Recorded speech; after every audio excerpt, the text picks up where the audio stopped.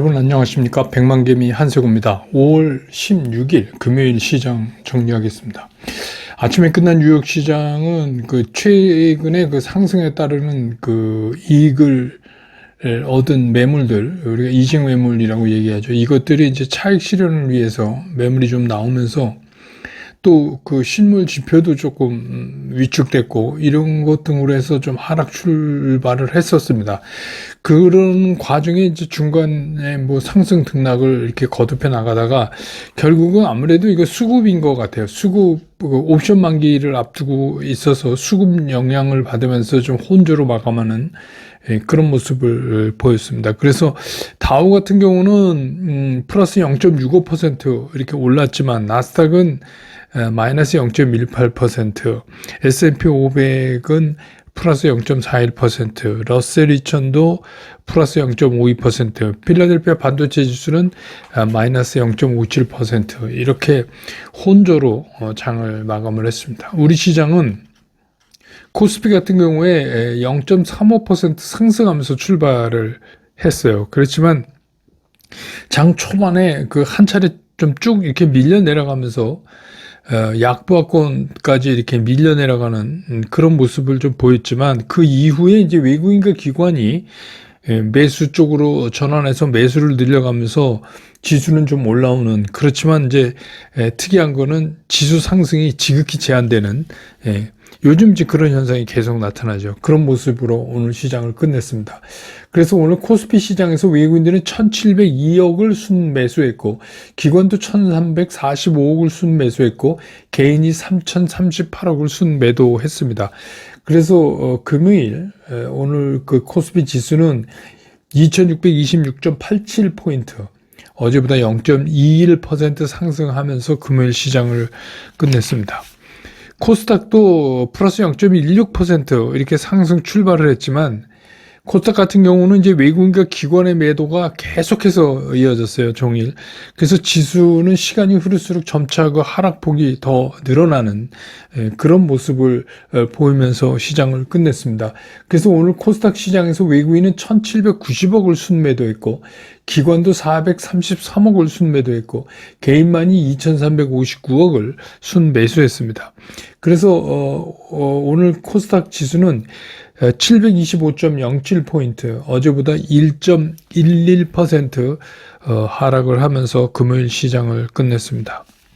기술적으로 보면 지금 그래요. 양시장이 모두 제한된 수급 속에서 지금 움직이고 있잖아요, 시장이. 그렇기 때문에 수급을 바꿀 만한 엄청난 힘을 가진 상승 재료가 지금 출현하지 않고 있는 그런 상황이기 때문에 오늘까지 보면 양쪽 시장이 다 새로운 박스권으로 한 차례 이렇게 올라와서 새로운 박스권으로 들어가는 것 같은 모습을 보이고 있습니다. 이게 이제 박스권을 정확히 들어가느냐는 다음 주 초반 흐름에 따라서는 상당 기간 이런 횡보할 가능성이 좀 있다, 이렇게 보여지는 시장입니다.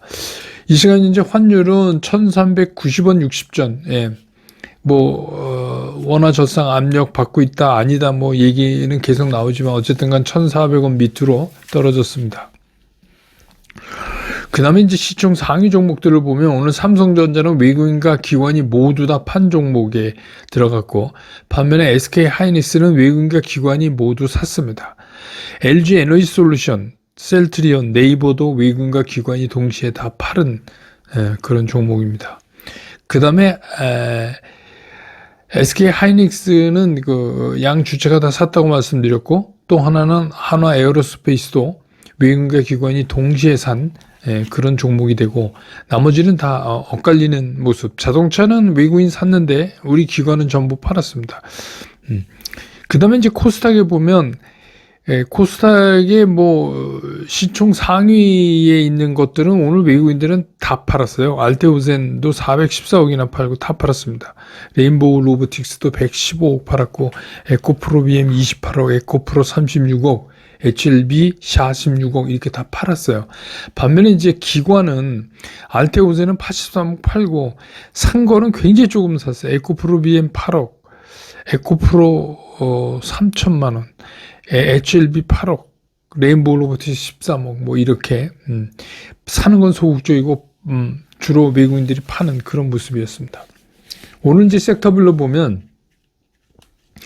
원전 관련, 이거는 뭐 이제 계속해서 저도 누적해서 말씀드렸지만 원전 관련을 이 AI 시대가 도래하면서 그 엄청나게 필요로 하는 그 전력을 감당하기가 힘들어요. 원전을 배제하고는. 네, 그래서 이제 그런 거고. 또 블룸버그에서 다시 원전 시대가 도래했다. 이렇게 이제 기사가.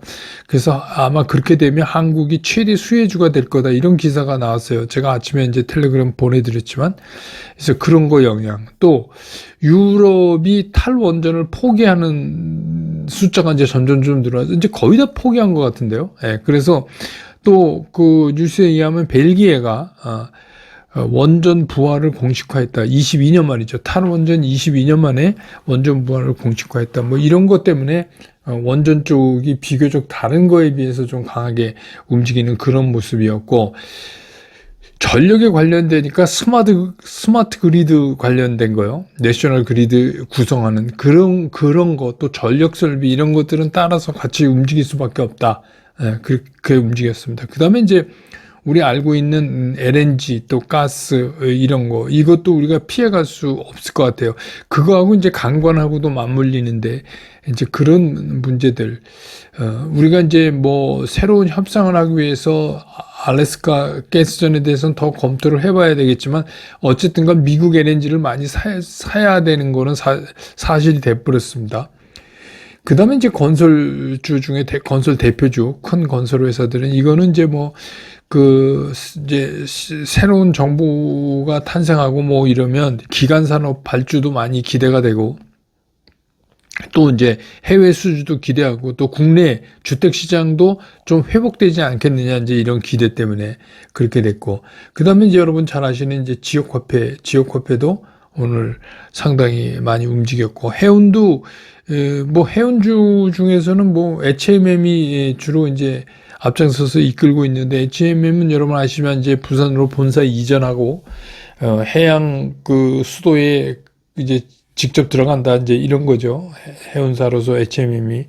그 다음에 이제 미중 관세가 일단, 휴전기간에 들어갔기 때문에 이제 물동량 늘고, 특히 이제 90일 동안, 더 많아질 수 있다. 그 뒤에 어떻게 될지 모르니까 뭐 이런 기대 등으로 좀 움직이는 뭐 그런 모습을 보였습니다.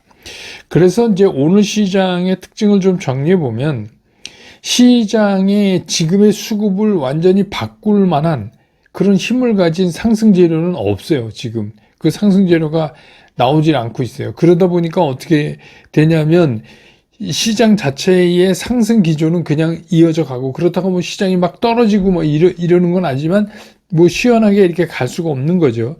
그래서 마치 이제 우리가 그 시장이 막 이렇게 표류한다 그러죠. 그러는 것 같은 이제 그런 느낌을 받을 수밖에 없는 그런 시장이다. 그래서 다음 주에도 뭔가 뭐 새로운 게 없으면 이런 흐름은 조금 더 지속될 가능성이 있지 않을까, 이렇게 생각됩니다.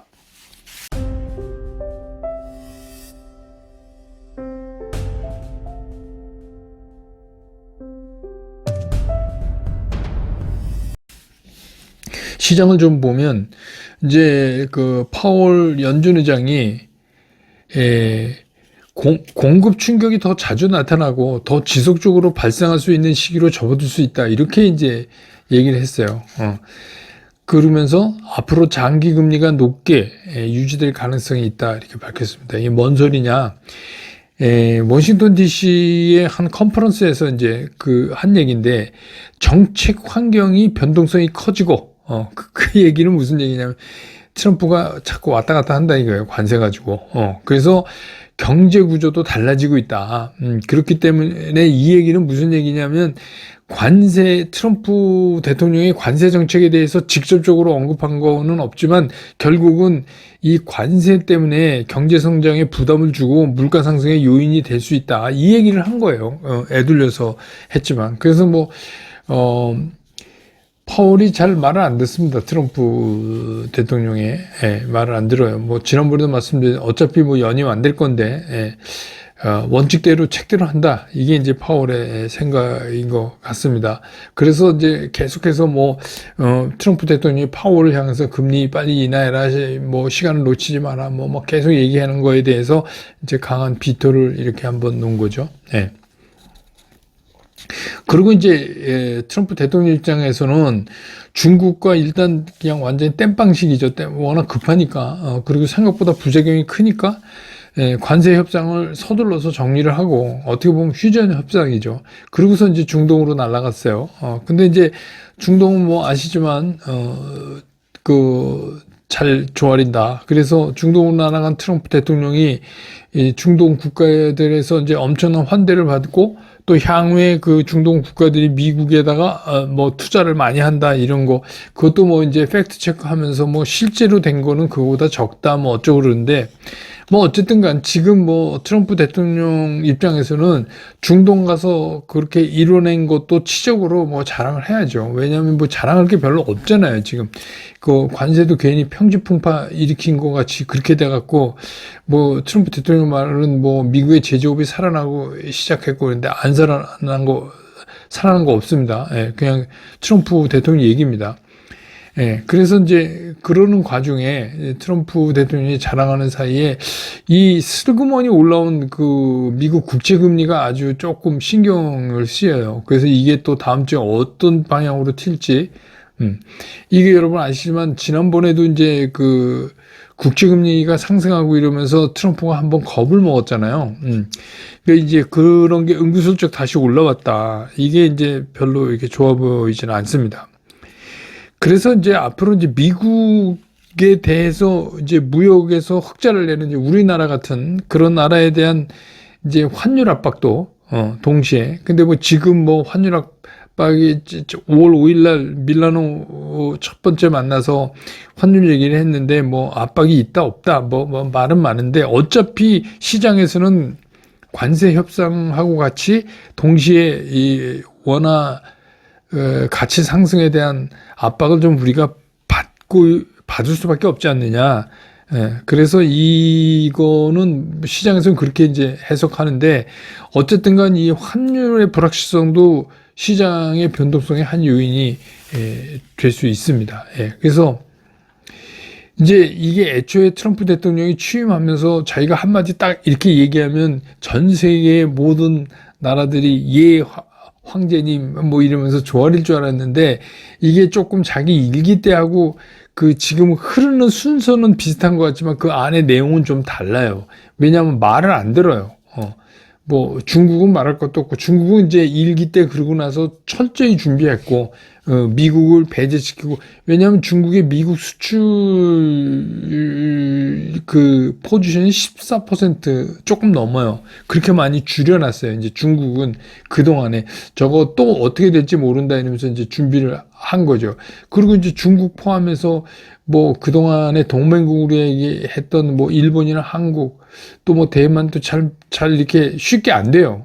여러 가지 문제들이 이렇게 돼서 오히려 이제 EU도 그렇고, 숫자로 보면 트럼프 말을 잘 안 듣는 나라가 더 많아요. 이번에 이제 그러니까 중동에 가서 영국 그렇게 해놓고, 중국이랑 얼른 그냥 미봉으로 관세 휴전 맺어놓고, 그리고 이제 중동 가서 이제 중동의 국가들은 말 잘 들으니까 이제 그런 걸로 이제 치적을 얘기하고 뭐 이제 지금 이러는 거죠. 그러니까 의외로, 그리고 또 한 가지 이제 느낀 게 뭐냐, 이 관세 부과에 대한 역효과가 미국 경제에 생각보다 크다, 이거예요.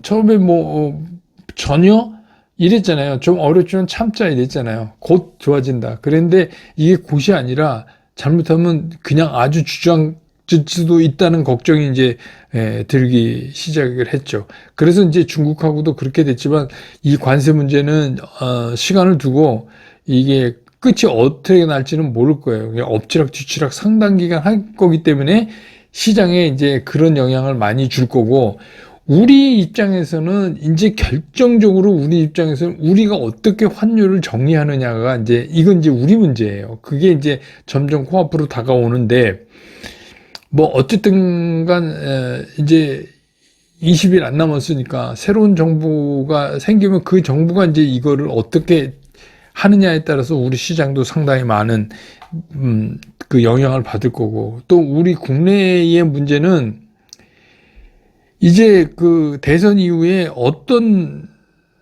정부가, 그러니까 어떤 정당이 또 어떤 그 집권을 하고 어떤 정책을 쓰느냐에 따라서 우리 시장의 방향성이 결정될 거예요. 이거는 굉장히 중요한 문제다. 우리로 보면, 우리 시장으로 보면. 그렇기 때문에, 근데 이거는 뭐 선거 결과라는 게 조사해서, 뭐 여론조사에서 나오는 거를 믿을 수고 그거 갖고 할 수는 없죠. 그러니까 이제 지금 결국은 6월 3일 저녁에 뚜껑이 열어봐야 하는 거 아니에요. 그러니까 이제 결과를 예단할 수 없기 때문에 이제 시장이 자꾸 이러는 거죠. 그러니까 자꾸 이렇게 시장이 표류하는 겁니다. 근데 이 표류의 끝은 어느 쪽으로 가느냐는 이거는 진짜 지금 어떻다고 얘기할 수가 없어요. 지금은 이제 얘기할 수가 없어요. 그래도 뭐 분위기상, 그거는 얘기할 수가 없어요. 그러니까 주식 시장은 조금 그 다르게 보셔야 되니까, 그러니까 뭐 국민의힘이든지 아니면 뭐 더불어민주당이든지 어디가 이제 집권하면서 어떤 정책을 내놓느냐 이런 거에 따라서 그냥 6월 달 내에 굉장히 뭐 어떤 정부가 집권하고 이제 스피드를 내야 되잖아요. 이거 굉장히 빠르게 바뀔 겁니다, 시장이.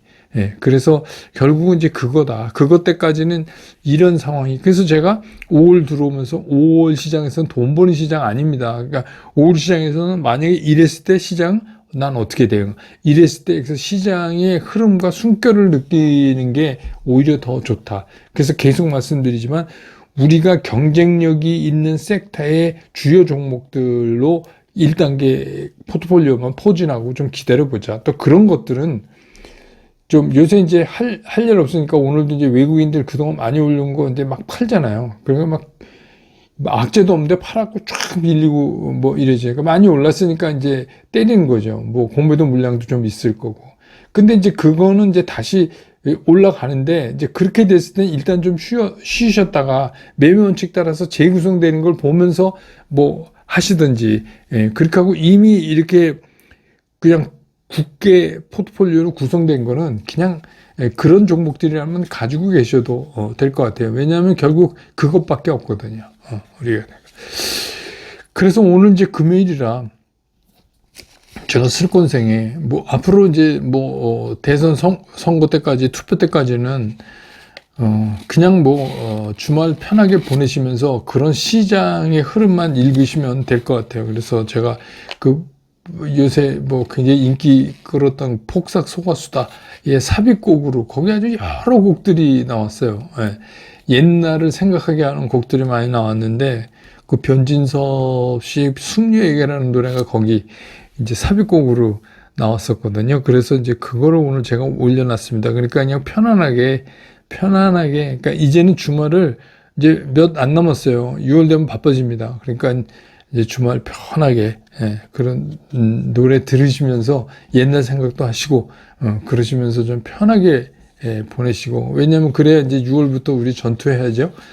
그렇게, 지내시기 바랍니다. 저는 월요일 장 끝나고 나서 다시 여러분 곁으로 돌아오겠습니다. 여러분 한 주 동안 고생하셨습니다. 고맙습니다.